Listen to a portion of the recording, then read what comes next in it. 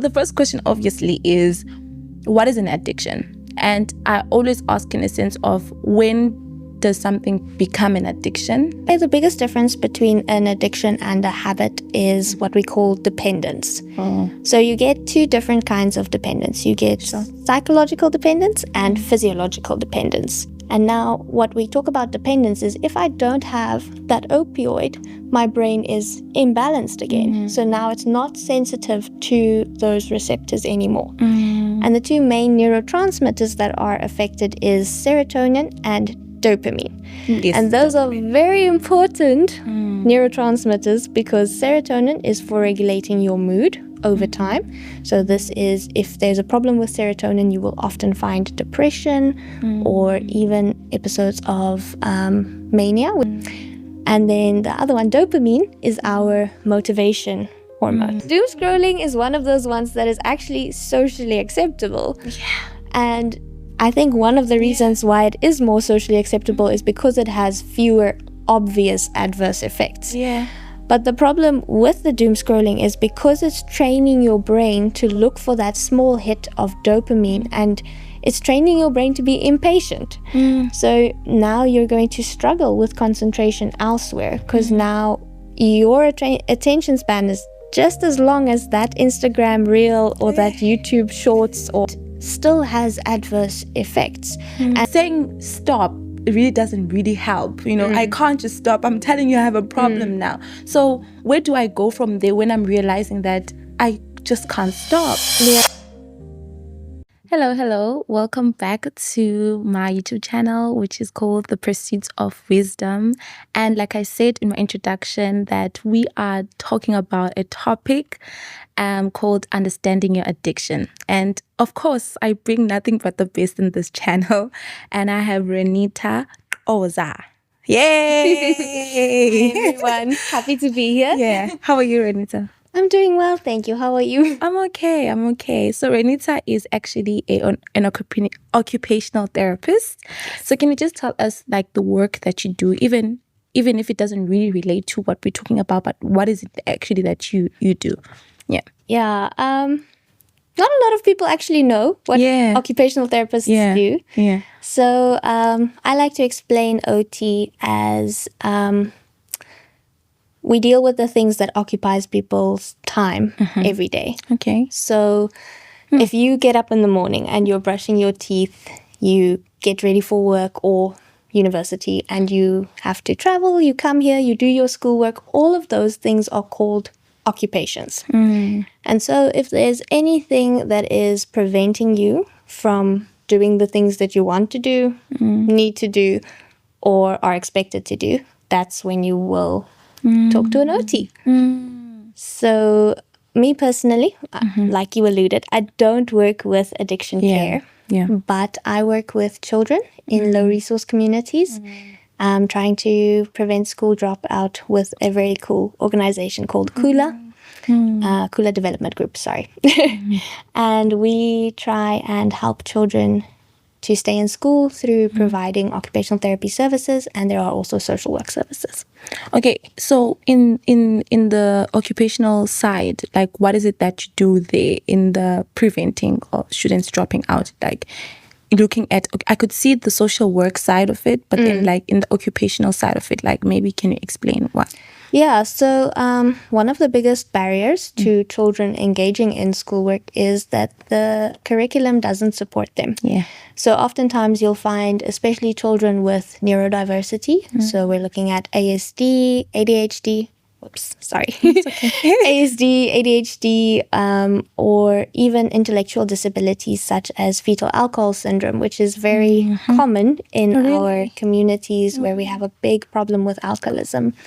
And so the classes have upwards of 30 learners, sometimes up to 50 learners in them, one teacher, maybe an assistant.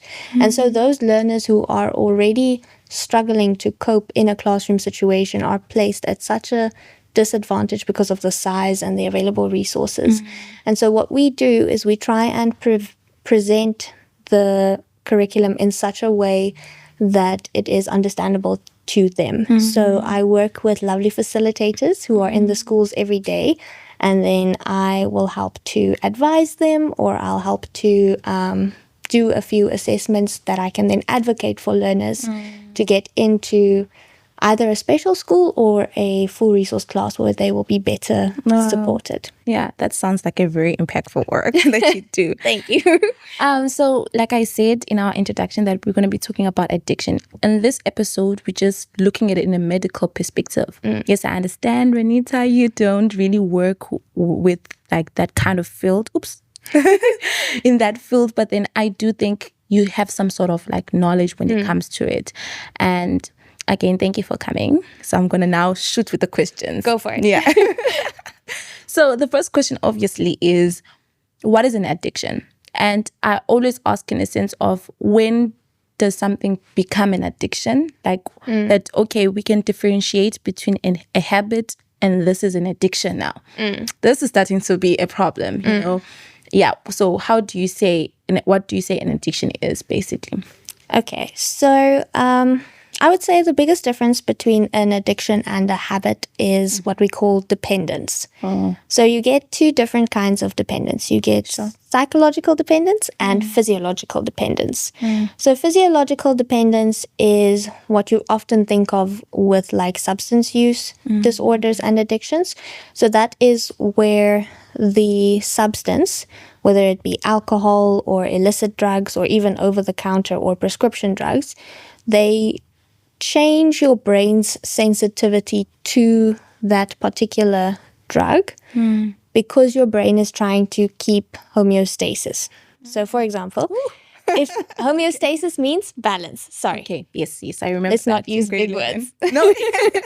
But homeostasis means balance. So if I'm getting, let's say, paracetamol is very benign, but let's say I'm taking opioids for pain. I'm getting lots of opioids to try and manage my pain. Now, my brain wants to bring the balance back, so it reduces my sensitivity to opioids. And now, what we talk about dependence is, if I don't have that opioid, my brain is imbalanced again. So now it's not sensitive to those receptors anymore. And the two main neurotransmitters that are affected is serotonin and dopamine. Yes, and those are very important neurotransmitters, because serotonin is for regulating your mood over time. So this is, if there's a problem with serotonin, you will often find depression or even episodes of mania, which is when you have too much energy.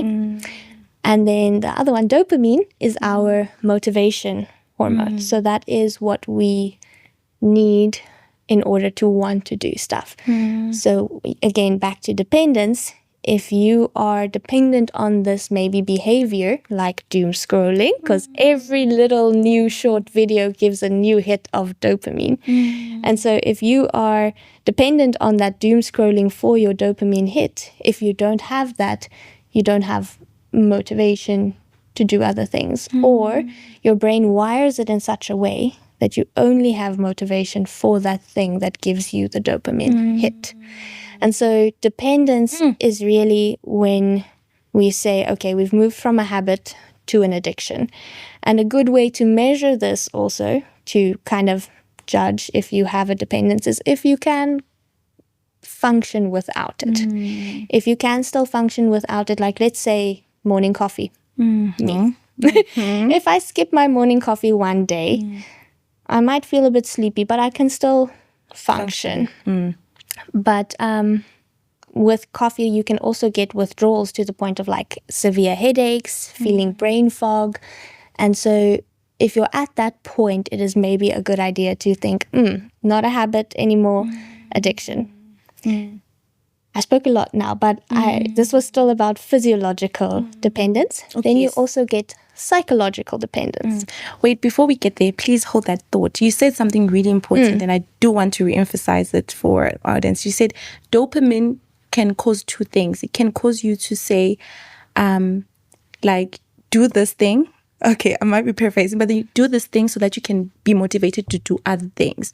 Or you're only motivated to do this only thing. Like, you're now focused on actually doing. Is this correct? Like, did I say it correct? Almost. I might have confused you there a little bit. Okay. So let me just clarify. So doom scrolling, every one little one that you do gives you a hit of dopamine, right? So then your brain remembers that this doom scrolling gives me dopamine. So it seeks out that behavior because it is driven by the dopamine seeking, right? But in our normal lives, we are also motivated by, not entirely, but somewhat by dopamine. So if you eat food, there is a bit of dopamine that is released. If you drink enough water, if you have a good interaction with someone, there's dopamine. So if you smile at me, there's a little bit of dopamine in my brain. Or if someone waves at you, there's a little bit of dopamine. So it helps motivate our survival behaviors or our good social interaction behaviors. But where it becomes the problem, which you highlighted, is now that if we are getting extreme highs in dopamine from this substance or the behavior that we are addicted to, we no longer register the dopamine from these other healthier behaviors.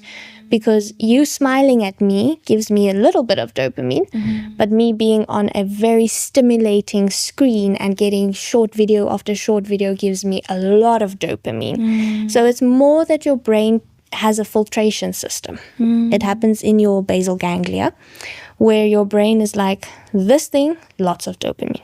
This thing, not really, not worth my effort.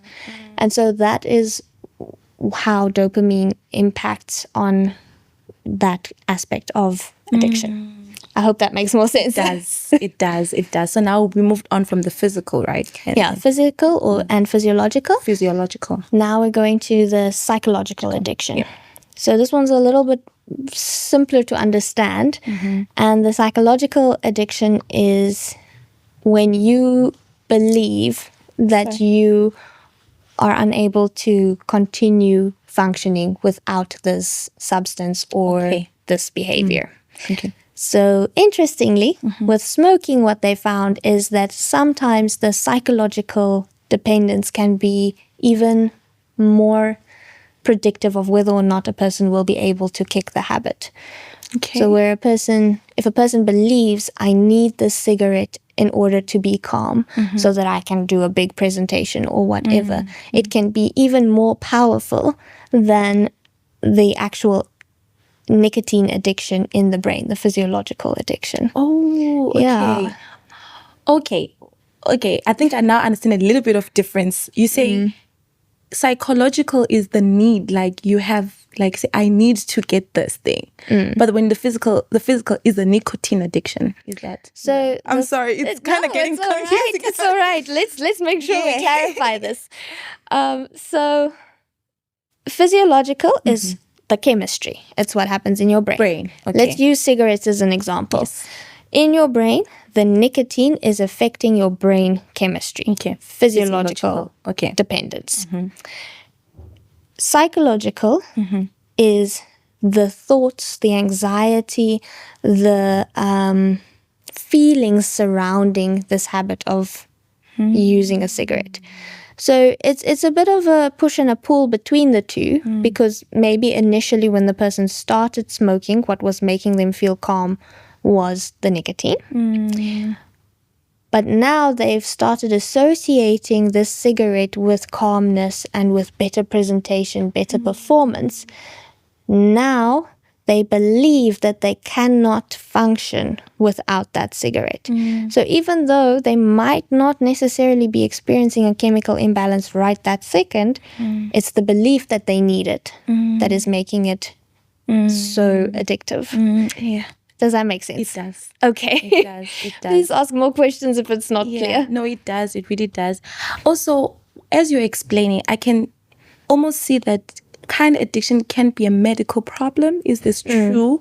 That, yes, it might start off with you doing it. Like it's a self-caused medical problem, if I can say that.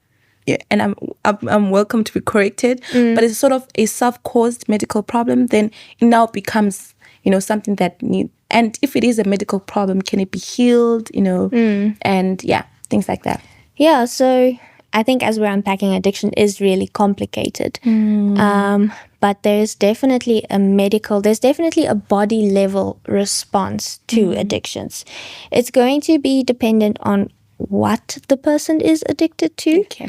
So obviously some addictions like illicit drugs. So if you're thinking about like ecstasy, mandrax, stick, those kind of things are going to have more obvious adverse effects or like side effects. So you could find things like liver failure. You could find things like other organs also failing, or you will see that they will vomit. They'll lose a lot of weight. They will have sleeplessness at night. So there is definitely the very obvious medical problems there, but at its basis, if it's changing the brain chemistry, it can be a medical problem. But then there are some addictions that are going to have more adverse health effects than others. Like, for example, doom scrolling now, on the other hand. Every time when you mention doom scrolling, my heart just goes. Yeah, doom scrolling is one of those ones that is actually socially acceptable. Yeah. And I think one of the reasons why it is more socially acceptable is because it has fewer obvious adverse effects. Yeah.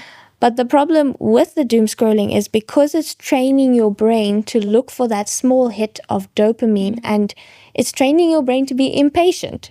So now you're going to struggle with concentration elsewhere, because now your attention span is just as long as that Instagram reel or that YouTube shorts, or I don't even know what they call them on TikTok, but TikTok, yeah, I don't know. but those things, right? Yeah. And so, I mean, those are a minute, 2 minutes at the longest. 30 seconds. 30 seconds, they are so short.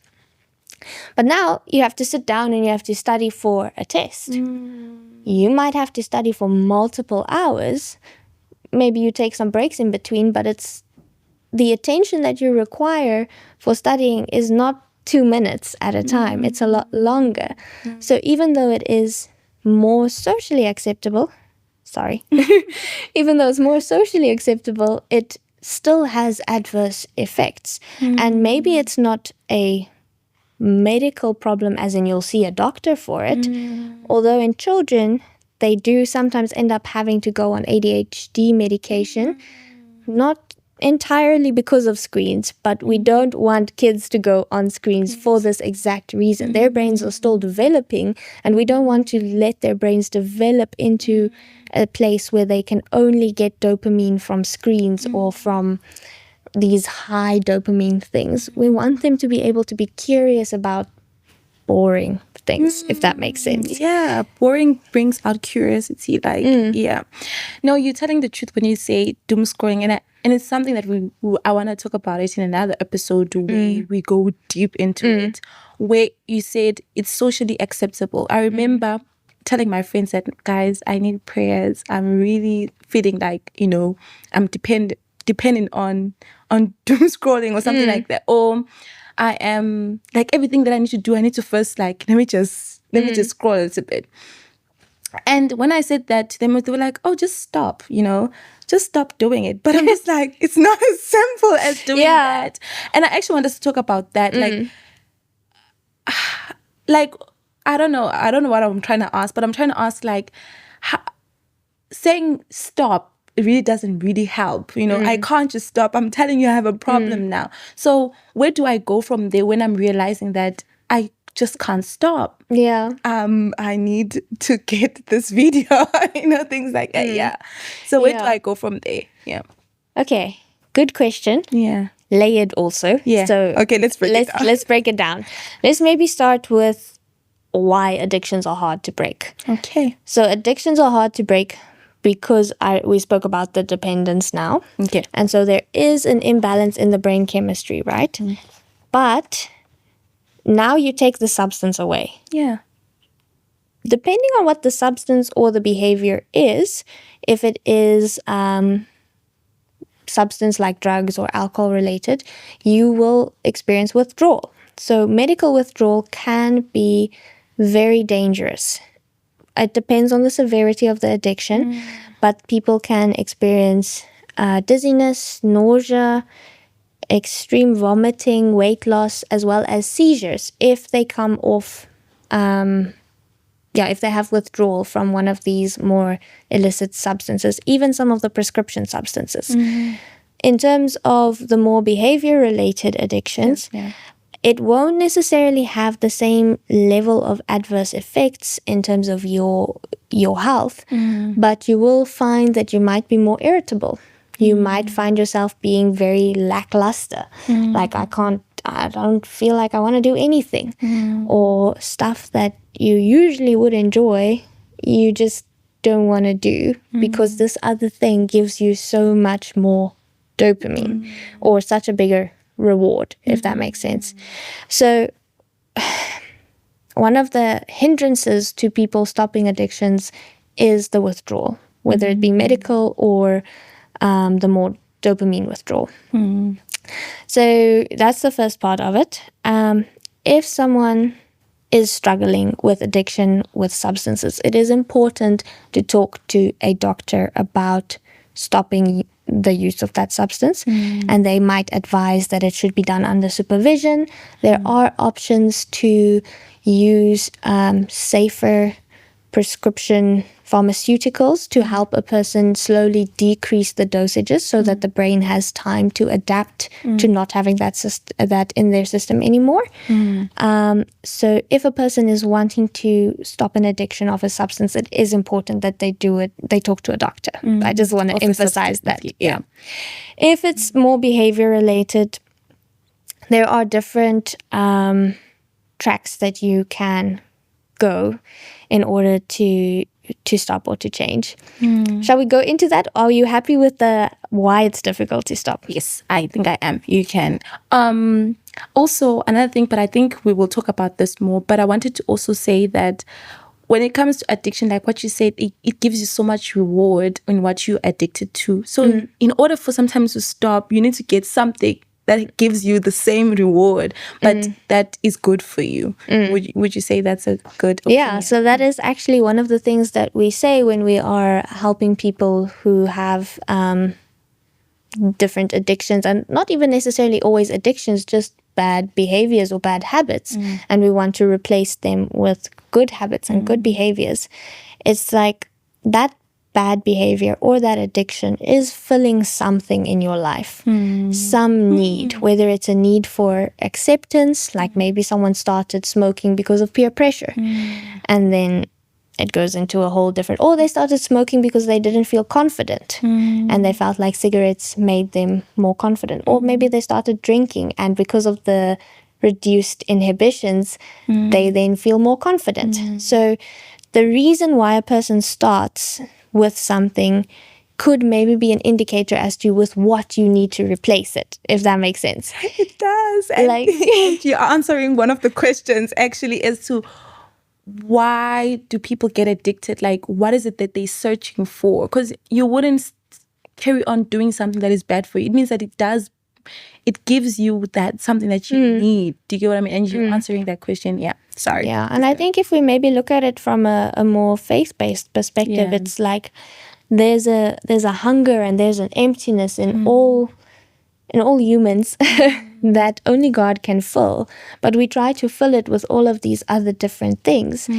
We can try to fill it with relationships. We can try to fill it with dating, with food, with all of these things that you're going to talk about throughout the series. Can be an attempt for us to fill that emptiness, or it can be an attempt for us to try and make up for an insecurity that we have in some area. And so that is oftentimes, it's not the only reasons, but it's oftentimes what motivates people to start doing things. If we think about phone addiction, it can also just be that people, they're like, oh, this isn't harmful, this is wholesome.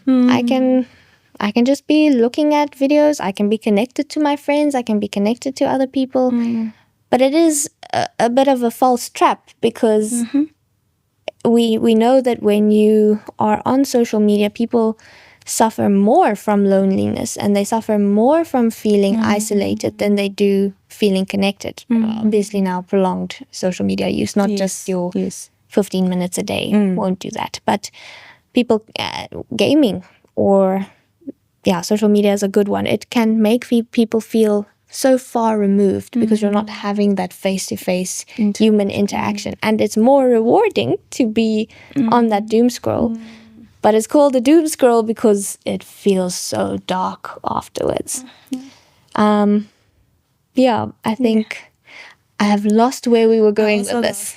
That one was just talking about, we were going through a question of you can't just stop. Okay, yes.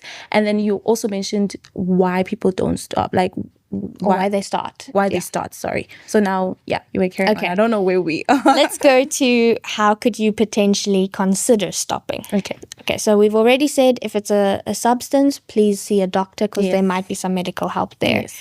But a lot of it is also going to be lifestyle oriented. So if you know that you are struggling with, let's say, something like doom scrolling, especially these socially acceptable ones are really difficult. They are. There are certain things. Can you actually mention social media, and do you know another one that is socially accepted? Coffee. Coffee is a very socially accepted. And people don't mind saying it, hey? Yeah, they're like, I have a coffee addiction. And even just before we started, you and I were talking about that. It's like... Also, some people are obsessed with the beauty. Yes, so many things can be an addiction. Even this maybe bridges over a little bit more to like eating disorders and things, but like your physical image, your it could be makeup, it could be going to the gym, and those things can become obsessive. It is a little bit unclear where gymming and like physical appearance goes into the more eating disorder side, or whether or not it's still just habit, or if it is addiction now. So that's a little bit foggy, but these are some examples of things that are very acceptable. And then depending on which circles you are in, because obviously we know that as Christians, we often already have a different set of values to the society around us, because society around us does think alcohol use is socially acceptable. And it only really becomes a problem in the broader society when someone is like making silly mistakes because of their havoc, causing havoc is a good a good way to put it, when they start causing havoc or harm to themselves or others, or spending too much money that is needed sometimes. That's really when it becomes a problem in larger society. I think as Christians we view it a little bit differently. This is now my personal opinion. We view it a little bit differently in that we don't want anything to be that important to us other than God. And so this may be where the conversation around idolatry can also come in. And the difficulty with addiction is that there's something holding you. The dependence is holding you. It's not like a little wooden idol like they had in the Old Testament. These are strongholds almost, but I say the word lightly. Okay. Where were we? Do you remember now? Still hard to get off, but we keep getting sidetracked. Yes, I'm sorry. I have so many. The more you speak, I'm just like, yes, I actually want to speak about that. Yes, well, that's good. Those are the best kind of conversations. How to get off. So it obviously helps if there is someone who can keep you accountable. It also helps if you... Let's actually start here. Okay. Cycle of change. Okay. So this is for any change that you want to make in your life. Okay. So let's take notes now. It's time to take out the pen and write down. These are the ones you want to take note of. So there's a cycle of change that they talk about in psychology. So this is for any change that you want to do. Okay. Personally, I have not been exercising very much lately. For probably more than a year, which I'm not proud of, right?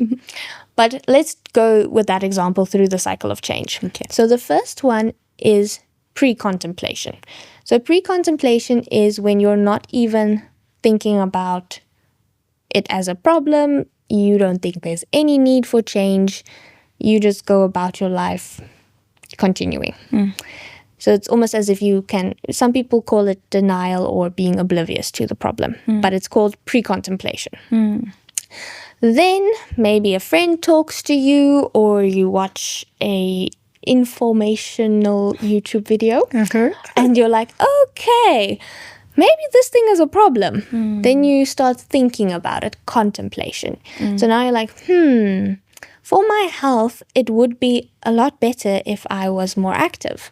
I know I should be doing this thing.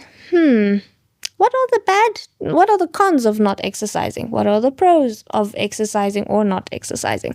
So the person begins to think about it, contemplation. So it's pre-contemplation, contemplation.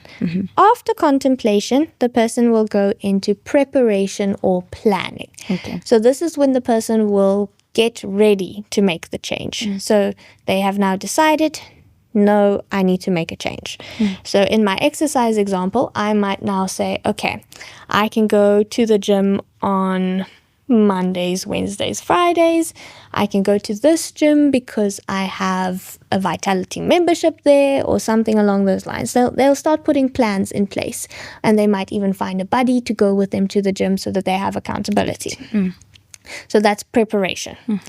Once the person has finished their preparation, they will go over to action. So when they are in the action phase, they will actively start implementing the plan. Hopefully everything goes well, and then it goes into maintenance. So let's say I've been exercising for about 4, 5, 6 weeks now. It's been working. Some days maybe the plan doesn't work, but it's okay. We're not giving up. We're making forward progress. Then we'll go into maintenance, where it's now, hopefully I'll stay at the gym, because I'm pretty sure you know how often it happens that we have all these good intentions. We start strong and fiery, and then somewhere along the way we fall off the bandwagon. And that's something important I want to talk about with regards to addiction, is that relapse is actually part of the cycle of change. Okay, I was going to talk about that, but it's correct. Yes. It is expected. And it can be discouraging. It can be a bit, it can make people lose hope, but it doesn't have to. Because we expect relapse to be there. It's like if you've gone on a journey and you've traveled, let's say 100 kilometers. If you stop or you fall down or whatever, it's not necessarily, it is relapse, but it's not starting at square one again. You've already moved 100 kilometers from where you were. When you go back into the contemplation stage, maybe you'll even skip pre-contemplation because you already have more knowledge. You already had a plan that worked once, and so maybe it'll work again. And you can look back and you can reflect and you can say, maybe this is where I went wrong. So you have your starting point this time is further. So I guess I just want to encourage people that relapse is part of the process. And also relapse isn't the end. It's just a new starting point. So yeah, hold fast, guys. Yes. So the cycle ends at maintenance, obviously. Well, maintenance, relapse, and then you go back. So relapse is a part of the cycle. It's called a cycle for a reason. Yeah. Because you start again. You start again. Yeah. Wow. But you don't start again at the same place. Yes, you don't. You don't. And you're really telling the truth, because I actually want to talk about like the encouragement to, and you stated it well, that you do not start at zero now. It's like, you know exactly what didn't work, you know, and how you can do your plan better and moving forward. Okay, so you already started with it, but we want now to move a little bit into your opinions, but also your spiritual side of it. Like, how can us as Christians support somebody like suffering from do I say suffering? Because truly it can be suffering. I'm glad you bring that up, because it's like people suffer from an addiction. It's people, if you're addicted to something, it has some kind of a hold over you. That dependence means that you are going to suffer to some extent or another. So I think the word suffering is a good one to use here. So like, how do we support one another? Because, you know, we know the scriptures, like, and I'm already condemning myself about it. I'm already asking myself, why is this thing having a stronghold? Yeah. I have power in the name of Jesus. Yes. Somehow, you know, I keep on falling back and back and back. Yeah. So how do we support one another? Yeah, when it comes to this. Yeah, I suppose, now talking more from the spiritual aspect, the faith point of view, but also with some medical principles in there. Okay, come on. So I think what is important for us to remember whenever we are approaching someone who is suffering with an addiction is that the most important principle is empathy. Empathy or compassion. Because research actually shows that resistance or confrontation can lead to worse outcomes, whereas empathy is a greater indicator. Empathy and a strong relationship is a greater indicator for lasting change. And so, I mean, I keep learning this in my personal life more and more, but you have to have a level of a relationship with someone before you can address their shortfalls, before you can address their behavior or their addictions, or even to have any kind of input in their spiritual journey. So I almost want to say, if you see a friend or a family member who is struggling with addiction, approach them with empathy and do the work to build the relationship also. We should be careful to just see them as a problem to be fixed, because they're not. They are a person going through something. Okay, so, and yeah, I'm preaching to the choir also. So, so let's say you have a friend. This person is suffering with some kind of addiction, and let's maybe use a word we haven't used yet. Okay. Let's say pornography. Yes. Friend is struggling with pornography. You approach them with empathy and understanding. You ask open-ended questions. You want to know, what is their experience? Do they feel some type of way about this? Because the odds are that they are already feeling shame and they're already feeling guilt and they're already feeling like they just want to hide and they don't want anyone to see or to know about this. And so if I come in and I'm like, how has this thing been going? How does it affect your life? And again, not with judgment, but with empathy and being like, man, I can see you're suffering, or you've been down lately. How can I be there to support you? And then your biggest chance at getting lasting change for your family member or friend is if they are self-motivated to change. And so in clinical settings, they use... My mother. Yes. Mom also wants to know about addiction, Claire. Yes, she's addicted to me. Yes, okay. So if you are... where was I now?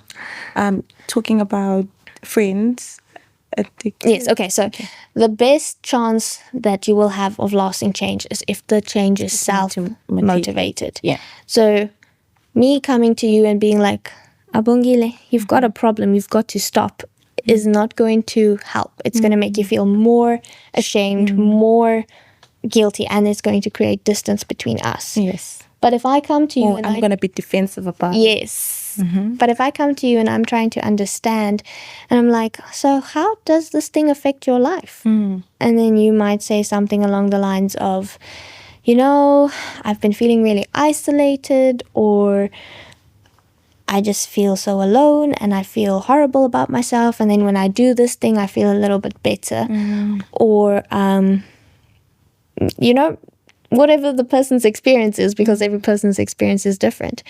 And then if the person, what you're looking for as the person supporting is that there is some negative experience that they're having, where it can almost be like a, what do you think needs to change for you to be healthier or for you to be happier? They need to identify the need for change themselves, and then coming up with a plan also needs to come from their side. Now, you can help facilitate that process and be like, look, I can be an accountability partner to you, or let me take you to get help if the person maybe needs to go to rehab or whatever. You can help make that plan, but it's going to be so much better if it's motivated by them, and if they acknowledge, look, I need help, or I want to change this thing. Because you can lead a horse to water, but you can't make it drink. No, you cannot do that. Yeah. And then not to discount the power of prayer. When someone has not made the decision to change yet, that is a choice that they're making. And God is so gracious and so merciful that He allows us to make our own choices. He allows us to even make our own mistakes, because He didn't create us to be puppets. To be robots, And so for us to also have grace and mercy with people, but sometimes loving your neighbor is going to mean having to put in boundaries. So same as with God has grace and mercy with us, and He forgives us our sins, but He also doesn't let us keep getting away with the same thing. There are consequences to certain behaviors, to certain choices. If we look at maybe Pharaoh from the Bible, my husband always tells me about this story, where it says, God hardened Pharaoh's heart. And I'm like, man, God, why would you do that? I actually asked that question. Okay, I'm curious to hear the answer. And it's like, if you look at Pharaoh's behavior before that, Pharaoh had already decided against God. He had already decided, I don't want to participate in your plan, God. I don't want these people to go out of Egypt. They are my slaves. I kind of like them here. And God had given him 10 chances to change his mind. Yeah, and he did. And he didn't change his mind. And then when the Bible says, and God hardened Pharaoh's heart, it can maybe be explained as and he gave him over to the desires of his heart. Whereas, like, if you're continuously choosing against God, at some point He's going to say, fine, have it your way. But you're going to suffer the consequences of having it your way. And so I guess for us it is to, if there's someone in our lives who is suffering with addiction, is to pray for a softness of heart and to pray that God will reveal to them the need for change if they are unwilling to change. But then also for us not to condemn them or ourselves and to accept the grace and the mercy that God gives us. And then approach with empathy and compassion. Yeah. We're almost there. But I just want to ask, I just want you to talk to somebody right now who is, in an addiction that can be socially accepted or that is harming their lives for real. Like can be substance abuse or even alcohol. Or somebody who's actually starting these things, these behaviors, okay, I feel like I'm keep on stacking this question. Okay. Let's start with somebody who has realized that this is an addiction for me. Like, just talk to that person who is, okay, but you already did talk about the cycle of change, but like, just talk to them, like, just comfort them in terms of, no, it's, yeah, whatever. Okay. Actually, let me not give you the, the words. Okay. I think I would say to anyone who is struggling with an addiction at this point, don't lose hope. There are so many things that we can do to get the cycle started. And there are always people on your side, even though it might not seem that way. And if it isn't family or friends, it will be medical staff, or it will be maybe a larger church community. And especially if you have a relationship with God, to remember that He is mighty and He does care about you. Above all else, remember that He loves you and that He cares about you. And so if you are in a place where you are struggling with addiction and you want to change, you can reach out to a friend, a trusted and wise friend, a trusted and wise friend, and ask them to help you make the next steps. Because sometimes just breaking that aloneness and that shame and that guilt is already the first step towards change. And maybe this friend will help you make the appointment with the doctor if you need to make an appointment with the doctor, or help you speak to an elder at your church if you feel like you need to do that. So don't lose hope and reach out to someone. Yeah. I would say those are my two main main advice points at this point. Yeah. And to be honest, this conversation was so needed even in my life, because with that cycle of change, really, I feel like if you guys are not going to write it down, I'm writing it down. I'm also implementing a plan today to change. Yeah, thank you so much, Renita. Thank you. Pleasure. Thank you for having me. Yeah, you really poured some good knowledge and wisdom. So we're going to try and apply it now. It's time for us to turn that knowledge into wisdom and actually apply it. Yeah, man. Did you enjoy it? I really did. Yeah. Thank you so much for having me, and thank you for asking stimulating questions. Yeah. Thank you so much. Thank you very much. Okay, until next time, guys. See you on the next video. Thank you.